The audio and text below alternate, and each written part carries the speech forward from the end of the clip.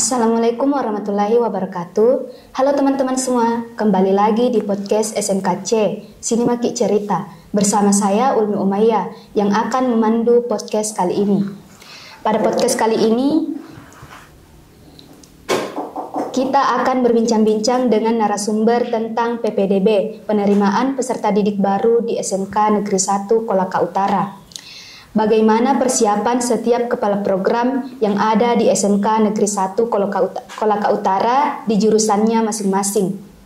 Nah, pada kesempatan kali ini telah hadir salah satu kepala program dari jurusan Broadcasting dan Perfilman, yaitu Ibu Siti Kalisa, SPD. Selamat datang, Bu. Sama-sama. Bagaimana kabar hari ini, Bu? Alhamdulillah baik. Ulmi, bagaimana kabarnya? Alhamdulillah baik. Jadi pada kesempatan kali ini sangat tepat rasanya kita berbincang-bincang seputar jurusan BCP dan persiapan PPDB di jurusan Broadcasting dan Perfilman. Pertanyaan pertama yang ingin saya tanyakan, Bu, nama Broadcasting dan Perfilman ini mungkin masih baru didengar di masyarakat sekitar Kolaka Utara. Bisa Ibu jelaskan seperti apa jurusan Broadcasting dan Perfilman ini? Baik, terima kasih atas pertanyaannya yang sangat menarik ya. Jadi untuk jurusan atau program keahlian broadcasting dan perfilman ini memang masih baru ya. Jadi broadcasting dan perfilman merupakan salah satu program keahlian yang bergerak di bidang seni dan ekonomi kreatif yang ada di SMK Negeri 1 Kolaka Utara. Nah, pada awalnya di SMK Negeri 1 Kolaka Utara ini sebelumnya itu menggunakan kurikulum K13 di mana menggunakan program studi multimedia. Tetapi sudah setahun belakangan ini kita sudah menggunakan kurikulum Merdeka. Jadi ada perubahan menjadi program keahlian broadcasting dan perfilman.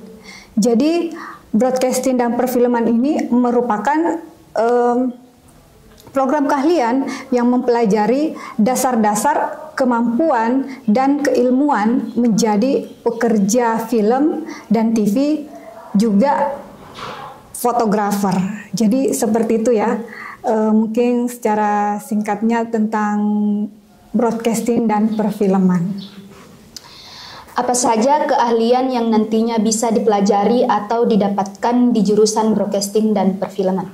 Baik, jadi untuk siswa-siswi yang ada di atau yang sudah bergabung di jurusan atau program keahlian Broadcasting dan Perfilman ini, nantinya baik di kelas maupun di ruang praktek siswa atau di RPS-nya akan mempelajari tentang pembuatan sebuah program acara, pembuatan bagaimana membuat sebuah ide sehingga kita bisa membuat program acara tersebut. Nah, proses development, membuat naskah, breakdown naskah, nah perancangan program, jadwal produksi, dan mengetahui juga bagaimana step-step atau langkah-langkah dalam sebuah proses produksi. Di mana juga nantinya di broadcasting dan perfilman ini anak-anak akan atau siswa-siswi kita akan belajar bagaimana juga proses editing, proses pengoperasian kamera, dan bagaimana menjadi seorang fotografer. Nah, itulah hal-hal atau keahlian yang nantinya akan dibekali untuk siswa-siswi di SMK Negeri 1 Kolaka Utara, khususnya program keahlian broadcasting dan perfilman. Kira-kira nantinya, Bu, pekerjaan apa saja yang bisa didapatkan untuk lulusan dari jurusan broadcasting? Nah, karena jurusan broadcasting dan perfilman ini banyak siswa-siswi kita itu dipersiapkan untuk bagaimana menjadi seorang yang siap atau memiliki keilmuan yang tentang pertelevisian dan perfilman. Maka kalau kita lihat teknologi juga yang semakin berkembang, media sosial yang juga semakin berkembang, maka banyak prospek kedepannya pekerjaan yang menjanjikan yang terkait dengan jurusan atau program keahlian broadcasting dan perfilman. Bisa jadi seorang kameramen, fotografer, bisa menjadi seorang penulis naskah, bisa terserap di dunia industri nantinya untuk menjadi kru-kru TV atau orang-orang di balik layar sebuah program TV, baik hal-hal yang terkait dengan bagaimana itu seperti tadi yang saya sebutkan, bagaimana pembuatan idenya, naskahnya, breakdown sebuah acara program TV itu. Jadi terkait, saya ulang kembali ya, prospek kedepannya ini tidak perlu diragukan lagi karena broadcasting dan perfilman ini bagaimana dipersiapkan anak-anak untuk aktif, kreatif, mandiri, percaya diri dan menjadi generasi yang berbasis pada profil Pancasila dan budaya kerja. Dan di mana juga kita mempersiapkan anak-anak di jurusan program keahlian broadcasting dan perfilman ini mampu nantinya siap di industri. Skill yang mereka miliki ini siap terpakai di industri maupun untuk berwirausaha. Jadi tidak perlu takut ketika nanti mungkin tidak bisa melanjutkan ke jenjang lebih tinggi atau kuliah. Nah, bisa membuka peluang kerja atau lapangan kerja sendiri. Contohnya bisa jadi fotografer seperti itu, dan atau jadi konten kreator. Nah, sekarang itu yang lagi marak sekarang, membuat video-video kreatif. Kenapa tidak kalian bisa menghasilkan juga dari menjadi seorang konten kreator dengan melihat di media sosial, di YouTube yang sekarang banyak orang-orang awam saja, orang-orang biasa itu sudah bisa menghasilkan dari bagaimana mereka membuat konten-konten kreatif atau konten-konten yang bernilai edukasi atau menginspirasi. Nah, itu semua hal-hal yang bisa menjadi prospek ke depannya yang menjanjikan untuk anak-anak atau siswa-siswi yang ada di jurusan broadcasting dan perfilman. Jadi tidak usah takut bahwa ilmu kalian, skill kalian yang ada di jurusan broadcasting dan perfilman ini pasti akan menjadi sebuah profesi yang menjanjikan dan menghasilkan nantinya. Seperti itu. Pertanyaan selanjutnya, bagaimana sarana dan fasilitas pendukung yang tersedia di jurusan broadcasting dan perfilman? Baik, berbicara tentang sarana, fasilitas. Nah, Ulmi sendiri bisa lihat di jurusan kita atau di program keahlian broadcasting dan perfilman di ruang praktek siswa atau RPS, tempat siswa-siswi kita untuk praktek itu sudah cukup memadai. Fasilitas gedung ini, RPS ini sangat fleksibel, nyaman untuk kita bekerja atau praktek atau berproduksi. Nah, dari alat sudah memadai, sudah cukup. Ada kamera kita miliki, beberapa kamera, beberapa tipe. Ruang studio podcast seperti ini kita sudah buat supaya kalian bisa berproduksi, berkarya. Nah, salah satu hasilnya podcast inilah hasil produksi atau karya dari anak-anak kita atau siswa-siswi yang ada di program keahlian broadcasting dan perfilman. Mic wirelessnya juga sudah ada dan beberapa peralatan pendukung baik komputer, laptop. Nah, itu semua hal-hal yang mendukung kita bekerja atau berproduksi. Nah, itu tidak luput dari bantuan pihak-pihak yang terkait, baik dari pusat, provinsi, dukungan penuh juga dari pimpinan, kepala sekolah, dan guru-guru yang ada di jurusan broadcasting dan perfilman, seperti itu. Nah, pertanyaan berikutnya terkait PPDB penerimaan peserta didik baru, bagaimana persiapan Ibu sebagai kepala program broadcasting dan perfilman dalam penerimaan peserta didik baru ini? Baik, pertanyaan yang sangat menarik karena sekarang kita ini ada di musim-musim atau penerimaan peserta didik baru ya. Di akhir semester itu kita sudah bagaimana mempersiapkan untuk penerimaan siswa baru. Nah, pastinya sebagai kepala program pasti saya sangat mempersiapkan dengan maksimal, dengan baik agar informasi terkait program keahlian broadcasting dan perfilman ini bisa tersebar keluar, bahwa di program keahlian broadcasting dan perfilman itu seperti ini. Apa kelebihannya, apa fasilitasnya, dan apa prospek ke depannya. Nah, podcast ini menjadi salah satu promosi juga, ajang promosi buat program keahlian broadcasting dan perfilman, supaya ketika di-up di salah satu media kita, YouTube, itu orang luar di sana, masyarakat bisa melihat seperti apa hasil karya kita. Nah, ini promosi, salah satu bentuk promosi. Nah, promosi lainnya bagaimana kita mensosialisasikan ke SMP-SMP terdekat dengan sekolah kita, menjelaskan kepada adik-adik atau anak-anak di SMP kelas 3 atau kelas 9 bahwa di SMK Negeri 1 Kolaka Utara itu ada program keahlian broadcasting dan perfilman, dan seperti apa itu kita menjelaskan di sekolahnya masing-masing.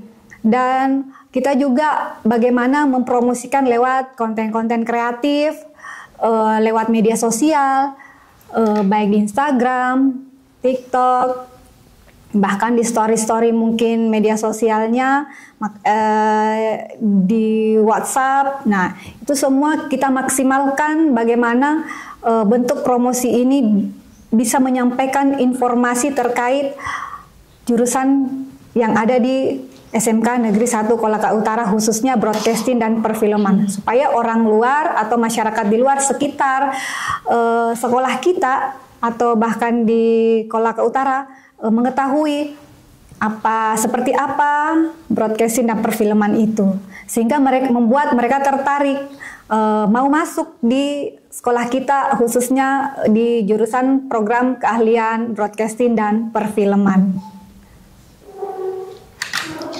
Apakah Ibu optimis dengan jumlah calon peserta didik baru nantinya? Bercerita tentang jumlah, harus optimis. Saya sebagai kepala program harus terus tetap optimis dan semangat, karena itulah modal awal ya. Kalau kita tidak optimis, tidak semangat, ya itulah bagaimana kita mengharapkan nantinya hasil dari promosi-promosi itu adik-adiknya di SMP bisa tertarik. Nah, semoga jumlah peserta didik baru nantinya itu bisa banyak yang tertarik untuk masuk di jurusan broadcasting dan perfilman. Tetapi satu hal yang saya harapkan, mau jumlahnya banyak ataupun sedikit, tetapi intinya saya sebagai kepala program keahlian dan guru-guru produktif yang ada di broadcasting dan perfilman memiliki prinsip bahwa kalian ini siswa-siswi yang ada di jurusan broadcasting dan perfilman dan nantinya peserta didik baru yang sudah ada, mau jumlahnya banyak, mau jumlahnya sedikit, tapi bagaimana mereka dibuat menjadi anak-anak atau generasi yang punya keahlian atau skill yang mumpuni, yang baik, sehingga mereka layak atau bangga menghasilkan karya-karya dan produksi yang terkait, sehingga mereka nantinya ketika 3 tahun belajar di sini, mereka siap untuk ada di industri dan siap untuk membuka lapangan kerja sendiri untuk berwirausaha. Seperti itu. Apa harapan Ibu sebagai kepala program broadcasting dan perfilman untuk peserta didik baru nantinya? Nah, harapannya untuk anak-anakku di SMP yang tertarik dengan dunia perfilman, dunia TV, nah bisa atau sangat besar harapan kita untuk mengajak kalian, anak-anakku sekalian yang di SMP, untuk bergabung di program keahlian broadcasting dan perfilman.